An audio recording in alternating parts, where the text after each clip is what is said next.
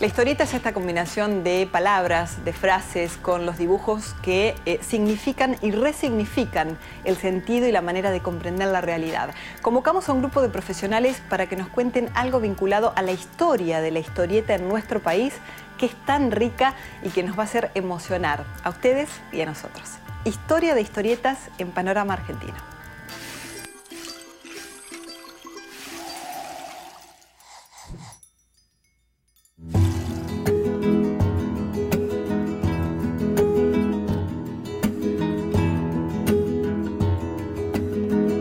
La historieta es una forma narrativa en la que se combina la imagen con el texto de modos muy impredecibles. No hay una forma única de combinar los textos con las palabras. Puede haber historietas sin palabras, puede haber historietas donde solo el dibujo cuente la historia, y puede combinarse de muchas maneras distintas, recorrer todo un abanico de géneros gigantesco, inabarcable, inventar géneros nuevos que no existían previamente a la historieta, como por ejemplo los superhéroes, que son un invento autóctono, digamos, de la historieta. Y después, bueno, tenemos la discusión entre los, entre comillas, teóricos, si la historieta es un arte, si es un lenguaje, si es un medio o si es las tres cosas, ¿sí? Lo que sabemos es que no es un género. En eso podemos estar de acuerdo. ¿Por qué? Porque tiene sus propios géneros. Uno es el género de los superhéroes, pero también podés recorrer el género del terror, de la ciencia ficción, del romance, del género bélico, el género, no sé, la comedia, bueno, todo lo que se te ocurra. La autobiografía, uno de los géneros que está de moda en los últimos años. Se puede hacer, como te decía, todo tipo de historias.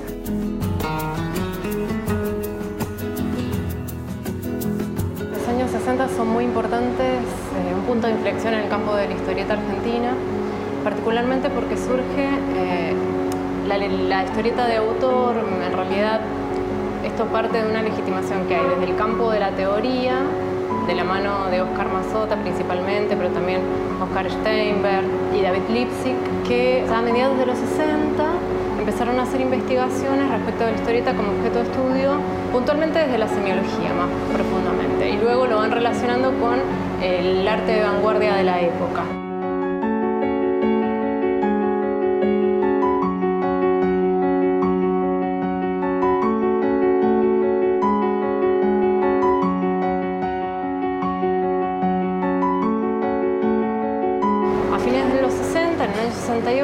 Se hace una bienal, la primera bienal internacional de la historieta en el Instituto de Itela, que en ese momento era donde se albergaba toda lo que era la neovanguardia artística de Argentina de la época.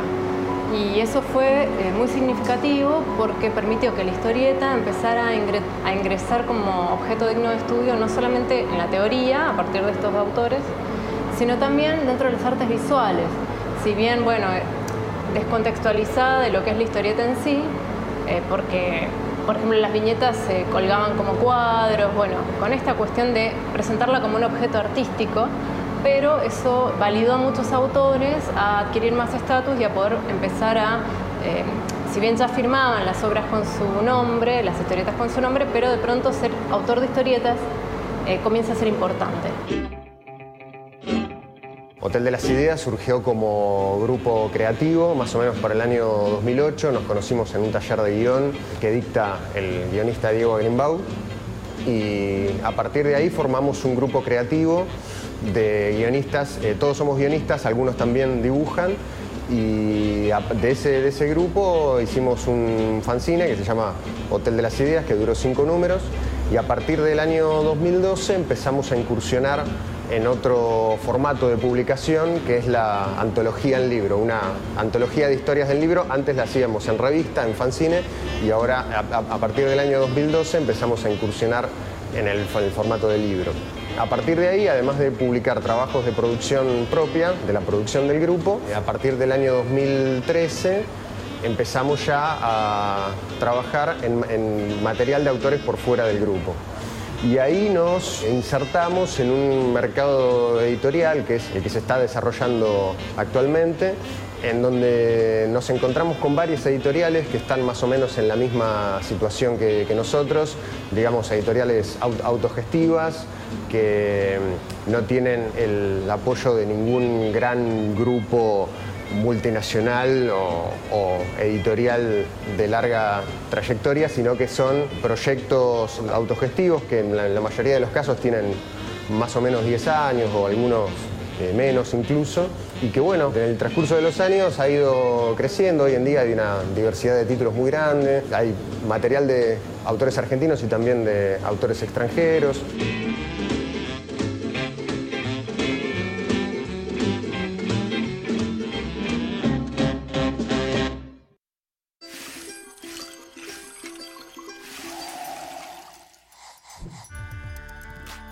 Y hablando de historietas, se nos ocurrió convocar a un maestro de las historietas, es escritor, es uno de los intelectuales más destacados de la Argentina. Estoy hablando de Juan Sasturain, que tiene mucho vinculado a la temática de historietas para seguir aportando a este bloque especial.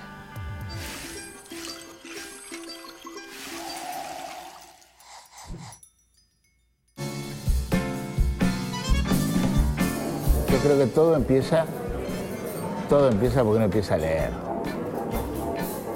En determinado momento descubrí que te gusta leer. Todo empieza ahí. Las lecturas determinantes son las lecturas del comienzo de la adolescencia, incluso antes. Y a mí me marcó, y como a nuestra generación, me animo a hablar en plural, gran parte de la aventura de género que veíamos en la tele, que veíamos en el cine, que escuchábamos por radio y que leíamos en las revistas de historietas. Entonces, así como leía las versiones argentinas de los personajes de Disney en el Pato Donald cuando tenía 6, 7 años, había cosas muy hermosas ahí. Luego me tocó leer, a fines de los años 50, algunas de las mejores historietas que se hacían en el mundo, en ese momento que se hacían acá. Un fenómeno muy peculiar. La obra de Héctor Oestergel con algunos dibujantes notables como Hugo Pratt, como Alberto Breccia, como Solano López, como Arturo del Castillo, que pusieron a la historieta argentina de aventuras en un lugar muy especial, ¿no? Hay una escuela argentina fundada de alguna manera en aquella época. Pero cuando a fines de los 70 en las facultades, como estudiantes primero, peleando, ¿no?, como siempre, como responde a los estudiantes, con los programas de estudio, etcétera, etcétera. Y luego cuando tuvimos la posibilidad de acceder a la docencia, en medio del debate sobre la cultura popular, sobre qué había que estudiar en la universidad, volvimos a traer desde el fondo de nuestra experiencia personal, y sigo hablando en plural, volvimos a traer esa temática a la universidad, ¿no? Es decir, si queríamos entender algunos aspectos de la literatura argentina, de la cultura argentina, había que estudiar fenómenos que tenían que ver con la cultura de masa, lo que se llamaba las literaturas marginales. Y después de golpe, sobre todo durante la dictadura, me encontré escribiendo sobre, yo estaba acá, así me encontré escribiendo sobre ese tipo de temas, y luego con alguna responsabilidad en alguna revista, primero en Superhumor y después en Fierro. Así que terminé editando revistas y escribiendo historietas, que fue lo último que hice al hacer Perramos a partir del año 80 y pico, ya tenía casi 40 años. Así que fui recorriendo un poco todas las formas de aproximación a la historieta, desde la lectura original, el paso, digamos, por la academia, por la cosa docente en la facultad y después la práctica en las revistas y en la escritura de guiones, ¿no? Es muy probable que la aparición de la revista Fierro en 1984, como algunos otros fenómenos, tengan que ver con caer en un caldo de cultivo muy especial, que era el alfonsinismo, que era el retorno de la democracia, que era la expectativa social respecto de las novedades. Veníamos de una etapa muy oscura a nuestras espaldas, ¿no? No por algo Fierro tenía una consigna que era historietas para sobrevivientes. Esos sobrevivientes eran aquellos que, sin ponernos dramáticos, venían de una etapa de las más oscuras de nuestra historia nacional. Entonces, la revista produjo una condensación de cosas que todavía estaban en el aire y no se habían realizado. Es decir, por un lado, recuperar la historieta como medio de expresión culturalmente valorizado.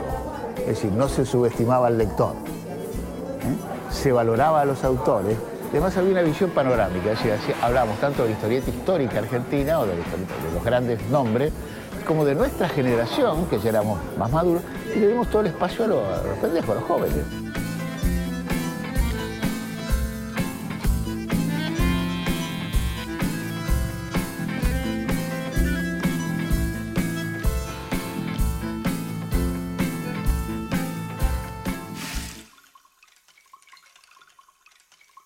Momento de ir a visitar una de las ciudades más lindas que tiene la Argentina, donde se pueden disfrutar de los mejores salames, o vamos a decir, para no tener problema con Colonia Carolla, por ejemplo, uno de los mejores salames, los más ricos de nuestro país. Viajamos hasta Tandil, donde se encuentra la piedra movediza que hizo famosa a esta ciudad de la provincia de Buenos Aires. Aprovechamos para saludar a todos los habitantes de este rincón de la Argentina tan bonito, porque hace muy poco cumplieron un nuevo aniversario fundacional. Tandil, en Panorama Argentino, le echamos un vistazo.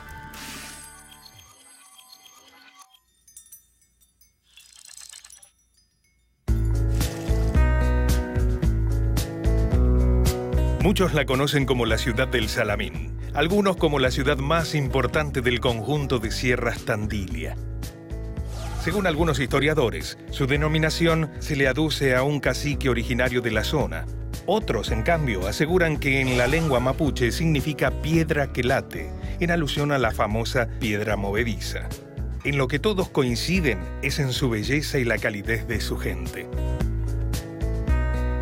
En el año 1820, con la intención de extender la frontera agrícola, el gobernador Martín Rodríguez inició una campaña contra los pueblos originarios. Luego de varias victorias, el día 4 de abril de 1823 se fundó el Fuerte Independencia en el lugar que hoy ocupa la parroquia del Santísimo Sacramento.